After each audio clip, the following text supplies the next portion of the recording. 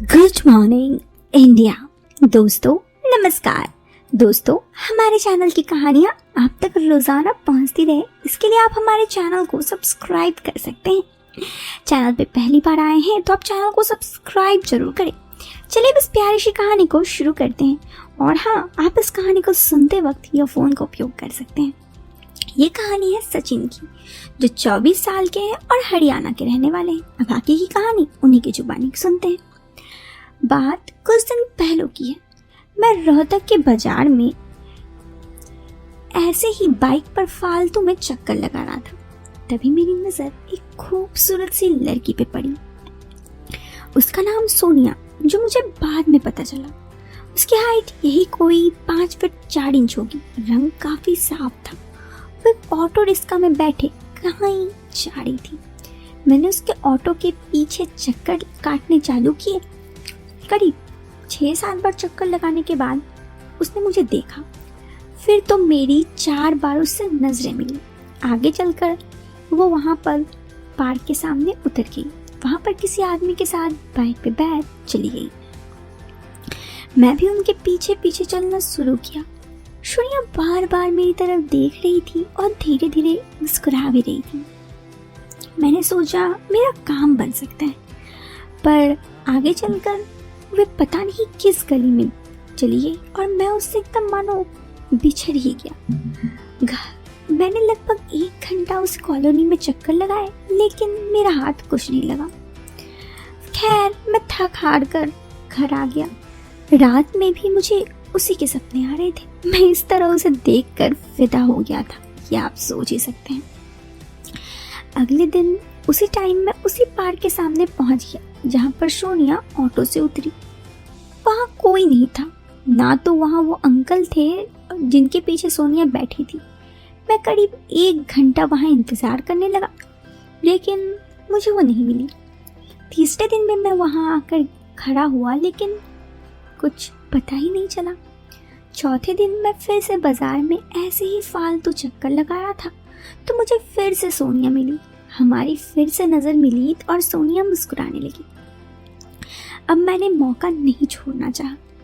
मैं जल्दी से एक दुकान से पेन पेपर लिया और एक पर्ची पर अपना मोबाइल नंबर लिख जेब में डाल दिया और उसको ऑटो के पीछे चक्कर लगाने लगा। मैंने सोनिया को पर्ची दिखा दी तो वो हंसने लगी। शायद उसके मन में भी कुछ था। आगे चलकर वो उस पार्क से करीब 150 मीटर पीछे उतर गई और पैदल पार्क की तरफ चलने लगी। मैं भी उसके पास बाइक ले जाकर उसके सामने पर्ची रख दी। उसने झट से मेरे हाथ से पर्ची ले ली। फिर वो पार्क के आगे से उस बाइक वाले आदमी के साथ बैठकर चली गई। मैं पूरी रात उसका इंतजार करने लगा, लेकिन उसका कोई कॉल नहीं आया। अगले 2 दिनों तक उसका कोई भी कॉल नहीं आया। अब मैंने तो उम्मीद ही छोड़ दी। फिर न जाने एक दिन मुझे एक अनजान नंबर से कॉल आया, तो मेरे दिमाग में तुरंत आया कि शायद उसी का हो सकता है। न जाने मेरे मन में ऐसा क्या आया। मैं उस वक्त फ़ोन उठाने के मूड में बिल्कुल नहीं था, लेकिन उसके बारे में सोच फ़ोन उठा दिया। वो उसी का फ़ोन था। हाय हेलो हुआ, थोड़ी बहुत बातचीत हुई।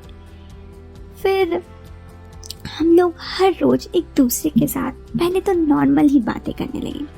फिर हम दोनों एक दूसरे के साथ घंटों व्हाट्सएप पर बातें करते। फिर कॉल पे भी हमारी बातें होने लगी। बातों ही बातों में उसने मुझे अपनी ज़िंदगी के बारे में सब कुछ बता दिया और मैं भी उसके साथ ज़िंदगी के बारे में हर लम्हा सोचने लगा। मैंने दिमाग में बहुत सारी ख्याली पुलाव भी चला ली, लेकिन अभी तक हम लोग दोनों एक दूसरे के साथ कभी सामने नहीं मिले थे। हाँ, उसके बाद मैंने उसे मार्केट में भी नहीं देखा। अब हम लोग रोज रात में घंटों बातें करते। कुछ यूं ही सिलसिला कई दिनों तक चलता रहा। फिर एक दफा मेरे घर पर को सब शादी में जाने वाले थे। मुझे भी जाने के लिए कहे तो मैंने अपना बहाना बना दिया। एक्चुअली मेरी सीसीटीवी की दुकान है, तो मैंने दुकान का हवाला देते हुए कहा कि मैं नहीं जा सकता। काम के सिलसिले पे मैं काफ़ी बिजी रहूँगा। काम के बारे में सुनकर घर वालों ने कोई दिक्कत ना की और फिर घर वाले चले गए। मैं घर पर अकेले था। अब मैं हर रोज सोना से बात तो करता था, लेकिन सोनिया से कभी मिलने की बात नहीं करता। मैं उससे कहा कि क्या तुम मेरे घर आ सकती हो? उसने कहा आपके घर आने से कोई दिक्कत नहीं होगी। मैंने कहा नहीं, कोई दिक्कत नहीं होगी, और वैसे भी मेरे घर कोई नहीं है। वो थोड़ा सा डरी, फिर उसने कहा ठीक है, मैं अपनी फ्रेंड को लेकर आती हूँ। मैं थोड़ा झेप गया, लेकिन फिर मुझे लगा हम दोनों पहली दफ़ा मिल रहे हैं और वो भी मेरे घर, तो शायद उसे थोड़ी बहुत डर होगी। मैंने कहा ठीक है, कोई बात नहीं, तुम अपनी फ्रेंड को ही लेके आ जाओ। कुछ दिन ऐसे ही वक्त बीता और फिर मैं उसके आने का इंतज़ार कर रहा था। वो दोपहर में 2 बजे करीब हमारे घर आई। मैंने उसे आते ही बैठने के लिए कहा और उन दोनों के लिए कॉफ़ी बनाने चला गया। थोड़ी बहुत उसकी फ्रेंड भी इधर उधर की बातें की, फिर हम दोनों अपने घर के बैल्कनी में जाकर बातें करने लगे। उसकी फ्रेंड इतनी समझदार थी कि वो हमारे पीछे नहीं आई। मैं इस बात के लिए काफ़ी खुश था। आज मैं पहली दफ़ा सोनिया से सामने बात कर रहा था, नहीं तो इससे पहले मैं हमेशा सोनिया से फ़ोन पे भी बातें करता। हम दोनों कुछ देर यूं ही मिले और फिर वो चली गई, करीब 4 बजे करीब। उस दिन हम दोनों पहली दफ़ा एक दूसरे के साथ मिले थे। उसके बाद जितने दिनों तक घर पर कोई नहीं रहा तो वो अपनी फ्रेंड को लेकर मेरे घर आ जाती।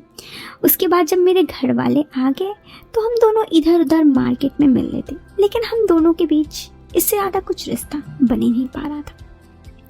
मैं उसे कभी अकेले में मिलने के लिए कहता तो वो ना करती, पता नहीं क्यों, लेकिन वो हमेशा ना करती। मैं उसकी बातों को कभी कभी समझता और उसे कहता ठीक है, कोई बात नहीं। ऐसे ही वक्त बीता। धीरे धीरे हम दोनों का रिश्ता 6 महीने बीत गया। फिर मेरा जन्मदिन आया तो मैंने उसे कहा कि यार देखो, मेरा जन्मदिन का मैंने एक छोटा सा पार्टी रखा है मेरे एक दोस्त के घर, तुम आओगी? वो पहले तो डर गई, लेकिन जब मैंने उसे कहा यार मेरे जन्मदिन है तो उसने मान ली। और फिर मैं उस दिन के लिए काफ़ी एक्साइटेड था। उसने कहा था घर पर कि वो किसी फ्रेंड के बर्थडे पार्टी में जा रही है, आने में लेट होगा। फिर मैं उसके कहे अनुसार उस जगह पे उसे लेने गया और फिर उसे बाइक में लेकर मेरे फ्रेंड के फ्लैट में आया। हम दोनों वहाँ गए तो मेरे 2-4 फ्रेंड्स वहाँ थे। हमने केक काटा, फिर मेरे फ्रेंड्स भी समझदार थे तो वहाँ से वे लोग निकल गए। अब उस फ्लैट में मैं और सोनिया हम दोनों ही सिर्फ थे। हम दोनों ने कुछ देर क्वालिटी टाइम स्पेंड किया।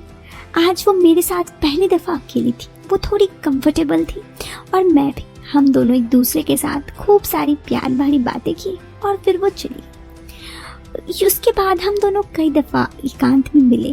प्यार तो हमें हो ही गया था, लेकिन उसके बाद कुछ 1.5 साल बाद हम दोनों का रिश्ता किसी गलत फैमिली की वजह से टूट गया। मैंने उसे सॉरी कहा, सब कुछ कहा, लेकिन हम दोनों का ब्रेकअप जो एक बार हुआ तो फिर नहीं जुड़ा।